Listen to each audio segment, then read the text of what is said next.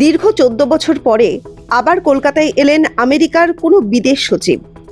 শনিবার কলকাতা থেকেই ভারত সফর শুরু করলেন আমেরিকার ডোনাল্ড ট্রাম্প প্রশাসনের বিদেশ সচিব মার্কো রুবিও।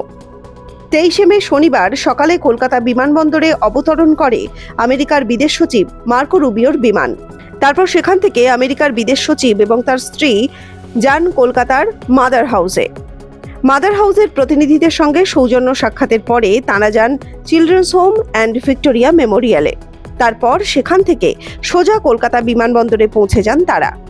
কলকাতায় ঘণ্টা 3 ঘুরে দিল্লির উদ্দেশ্যে রওনা হন মার্কো রুবিও। দিল্লি পৌঁছে প্রধানমন্ত্রী নরেন্দ্র মোদীর সঙ্গে সাক্ষাৎ করেন তিনি।